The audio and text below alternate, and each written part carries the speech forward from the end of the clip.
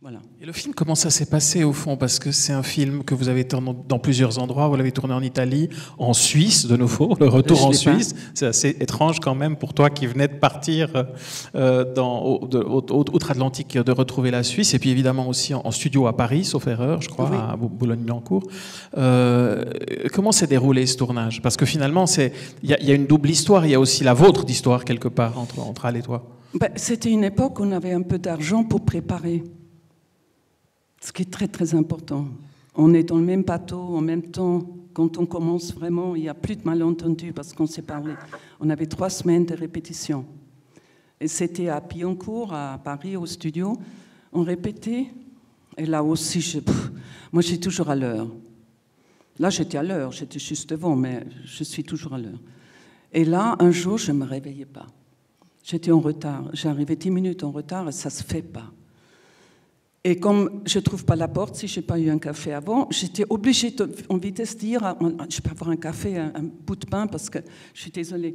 Et Sidney Pollack dit on répète la scène de la rencontre. Et moi, je voulais manger, Alors je me suis mis comme ça et j'ai lancé la réplique comme ça à Al. Et il me dit après, fais ça comme ça quand on tourne.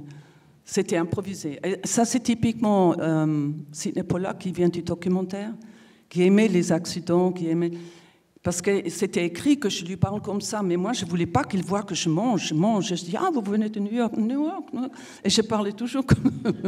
Et il a dit, c'est bien, fais-le pendant le film aussi comme ça. Tu as évoqué Dustin Hoffman, c'est Marathon Man, John Schlesinger, qui est ton premier film américain.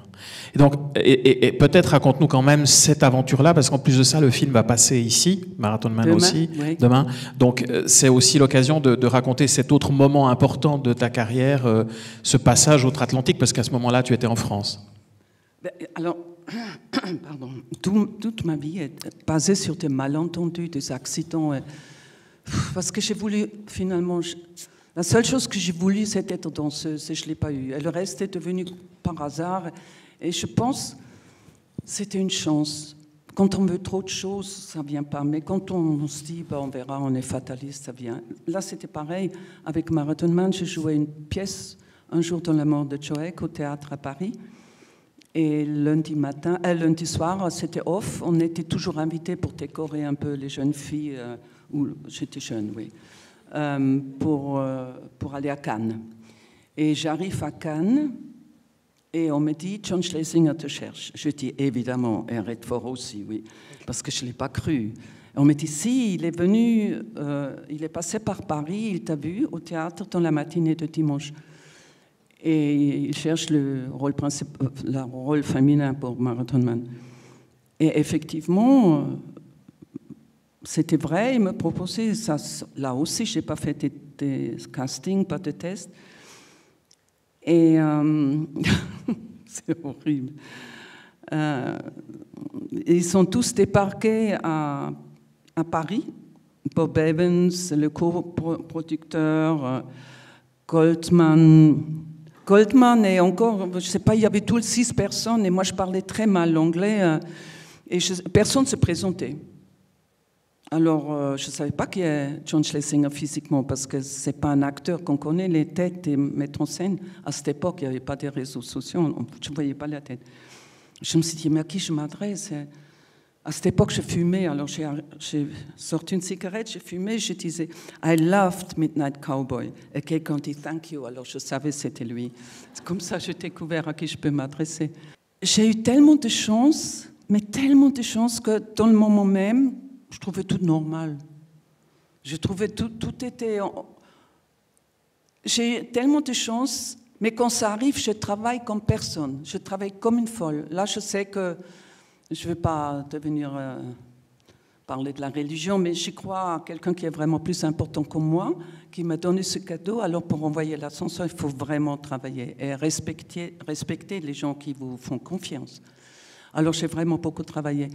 Le fait que tu aies commencé comme danseuse au départ, oui. Et que finalement un accident te fait changer de direction. Oui, j'avais un accident de ski à 16 ans et c'était interdit au théâtre. J'avais un contrat où c'était interdit de faire du sport. Je l'ai quand même fait, heureusement, parce que je serais en chômage depuis 40 ans.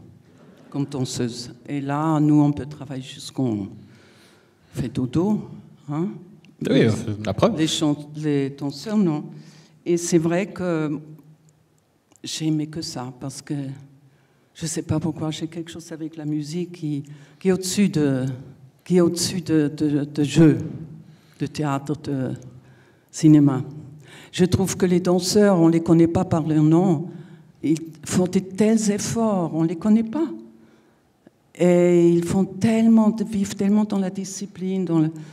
Et à 30 ans, c'est fini. Je trouve, j'ai une admiration sans borne pour les danseurs.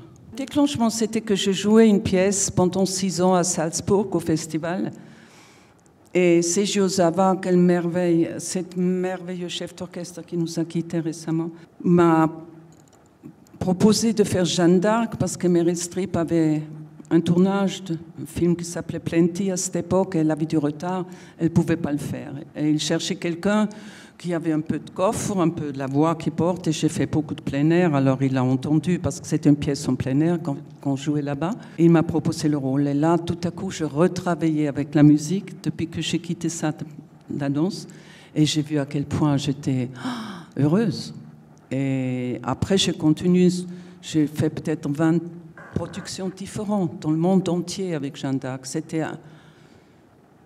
C'est une œuvre c'est absolument, c'est au-dessus d'une œuvre. Il y a quelque chose de tellement spirituel qui... Dreyer est devenue folle après quand elle a fait le... Dreyer. Falconetti, quand elle a fait le film avec Dreyer, elle est devenue folle après. Et il y a quelque chose de... Alors ça m'a beaucoup plu et je voulais continuer. Après, quelqu'un a écrit pour moi une œuvre qui s'appelle Cassandre, de Christa Wolf, le texte. C'était la création au Châtelet. Alors là, c'était terrible parce que Jeanne d'Arc, c'est un cha-cha-cha à côté, hein, c'est une valse à côté, c'est tellement facile, la mélodie et tout. Mais travailler sur une œuvre contemporaine avec la musique électronique où chaque mot va aller sur une note, vous ne pouvez pas respirer comme vous voulez, vous pouvez pas, et vous êtes toute seule au Châtelet. L'orchestre d'ensemble contemporain en bas, dans la fosse, vous toute seule. Là, j'avais un médecin derrière pour des vitamines, hein, une piqûre de vitamines, parce que c'était de la folie. Ça durait quand même 1h40, où je suis toute seule chez une ampoule, qui est mon père, Priam. C'est toutes les couleurs. Là, j'ai envie de pleurer parce que je pense à ce qui se passe dans le monde. Toutes les colères contre toutes les guerres vues par une femme. En plus, c'est la journée de la femme. Alors, il y a 2 raisons pourquoi je suis émue. D'une femme qui on l'a pris un peu, l'ex-Yougoslavie, on a un peu sur quelqu'un qui vient. Bref, je m'éloigne. Voilà, alors c'est une œuvre extraordinaire qui est très difficile. Et pour apprendre ce texte, j'ai laissé la radio, la télévision, la machine à laver le linge et la vaisselle, et l'aspirateur, tous les bruits que je pourrais avoir chez moi pour apprendre le texte. Parce que chez nous, quand on apprend un texte, on dit toujours « Arrête, je ne peux pas me concentrer, c'est trop bruyant. » On a besoin du calme. Et là, la musique, c'était mon ennemi. La partition était mon ennemi. Alors pour apprendre un texte, j'étais obligée de l'apprendre dans le bruit. Comme ça, je savais que cette musique, pour moi, c'était que du bruit. Mais dans ce bruit, j'étais obligée de reconnaître une tonalité, une note sur laquelle je dois parler. Non, mais c'était un lavage de cerveau. Et après, je l'ai repris en tournée en Amérique du Sud. Et tout à coup, j'ai vu que l'intellect, ça n'avait plus rien à voir avec... C'était l'émotion qui venait parce que tout à coup, avec reprendre un rôle, c'est pour ça que j'admire les chanteuses, quand on reprend un rôle après un certain temps, il y a une familiarité, il y a un son qui revient, même si c'est contemporain. On reconnaît de loin, on l'a déjà fait, ça enlève la peur et tout à coup il y a une émotion. Tu arrives à Paris et là aussi, c'est un changement de carrière au fond et un début d'une nouvelle carrière. Oui, déjà arrivé, c'était 68. L'avion, hein, c'était déjà à l'aéroport de Genève, à l'aéroport de Berlin que je ne pourrais pas arriver à Paris. Ça va seulement jusqu'à Bruxelles. Après, il y a un autobus. Alors, j'arrivais. C'est pour faire les tests. J'avais le rôle, mais c'est pour faire les tests costumes, coiffure et tout ça. Et on m'a dit, on fait des tests, pendant ce temps-là, tu apprends un texte. Et moi, en Allemagne, j'ai une copine qui s'appelle Charlie. Je ne sais pas pourquoi. J'ai appris le rôle de Charlie, mais je n'ai pas vu que c'est un homme. Alors je parlais en même temps comme celui-là qui jouait Charlie. Et il m'a dit, mais c'est mon rôle. Je dis, mais non, tu prends mon texte. Et il m'a dit, mais non, c'est Charlie, c'est moi. Je dis, toi, c'est Amélie. Alors déjà, il y avait un malentendu. Et eux, ils ont ri. Ils pensaient que c'était l'humour que j'avais. Non, mais je me suis trompée de texte. À la gare de l'autobus, à la place de l'avion, Philippe de Broca m'envoie un télégramme à l'époque que quelqu'un va venir te chercher. Il s'appelle Marcel Dalliot. Marcel Dalliot. Bien, cherchez-moi que personne ne connaît. Déjà, j'avais un choc. Il m'amène chez Lippe, parce que Philippe venait nous chercher chez Lippe. Tout ça, c'est vrai. Je suis chez Lippe, à la brasserie. Je dis, je rêve. Là, ce n'est pas Orson Welles. Là, c'était Picasso. En face, il y avait Picasso. À cette époque, il y avait des papiers pour la table, pour les nappes en papier. Les gens ont dit au revoir à Picasso. Il était tout seul. Les Français, on ne regarde jamais les gens connus, on fait semblant. En Amérique, on se précipite, mais les Français sont très... Voilà, ne regardent pas, mais tout le monde regarde. Il se lève, il part, et tout le monde était debout pour prendre ce petit bout parce qu'il a commencé à faire des dessins sur la nappe. Il part, il y a un swing door, une porte qui tourne chez Lippe. Il a fait le tour, il est revenu, il a arraché le papier, et Paris faisait ça tout le temps. Mais tout le restaurant était debout, 1 million. Mes parents, on ne s'est pas vus. Après, je viens à Billy-Wilder. J'ai besoin de me préparer pour Billy-Wilder. Alors, mes parents voulaient me voir tout de suite et ils ne m'ont pas vu depuis 6 mois. Ils n'ont jamais vu leur fille parler une autre langue que l'allemand. Je les ai mis bêtement dans le premier rang. La pièce commence et je ne les ai pas vus avant. Ils venaient directement en gare de Lyon au théâtre qui était Montparnasse. La pièce commence avec moi qui dit « Va-t'en, Minet ». Elle parle à un chat qui n'existe pas, mais elle parle à... Et j'entends mon père crier « Mais qu'est-ce qu'elle est maigre !»« Die ist so dünn, die ist nicht » auf Deutsch, en suisse allemand. « Et elle est maigre !» Et ma mère a dit « Non, mais c'est la robe ». Ma mère était un peu plus sophistiquée, elle parlait un peu français. Mais elle a dit en allemand, je l'ai entendu. Alors je l'ai laissé parler pour faire une pause. Non, c'était l'horreur. Et comme ça, la pièce commence et je commence à parler, mon père très fort. « Mais qu'est-ce qu'elle dit maintenant ?» Alors ma mère, elle... traduit en allemand, alors j'ai commencé à parler très très lentement mais c'était un cauchemar, hein. C'était un cauchemar. Mes parents, mais c'est tellement l'amour, ça montre, lui, que ce que j'ai fait, c'est pas important, l'important c'est que je mange. Vous n'allez pas le croire, mais c'est vraiment vrai. Billy Wilder, un des plus grands maîtres en scène du monde, vient de Los Angeles à New York, chez moi à la maison, avec le scénario sous le bras. D'ailleurs, comme dans le film. Dans le film, avec il vient aussi pour voir Fedora avec le...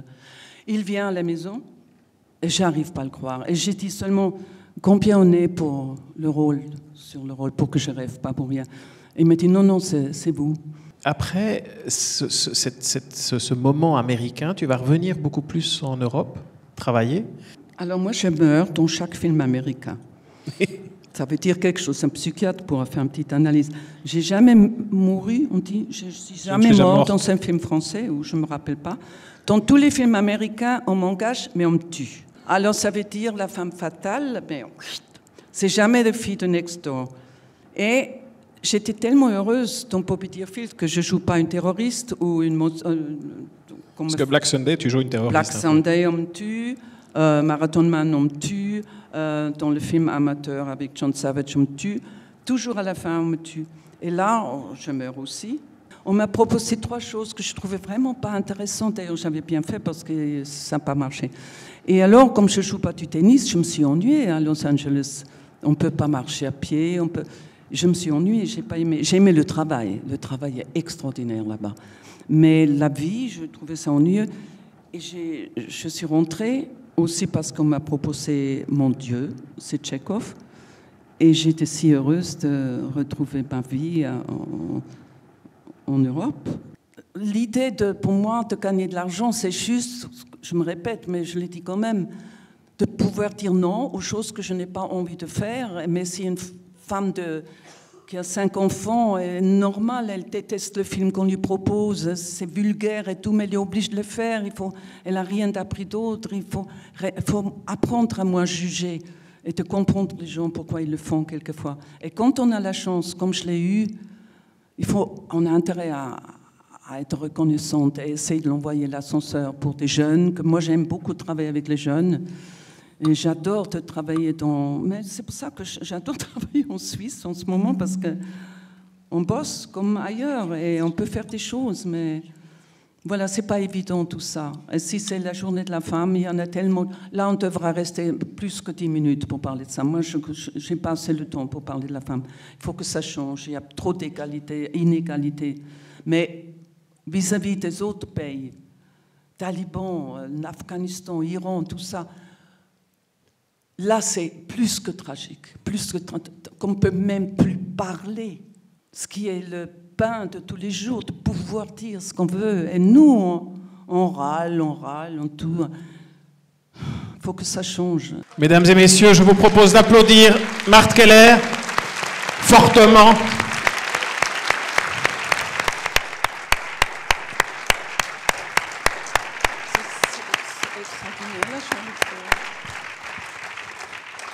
Alors, je vous ai dit que je veux dire juste une toute petite demi-phrase. Je dédie ce prix à toutes les femmes en Afghanistan.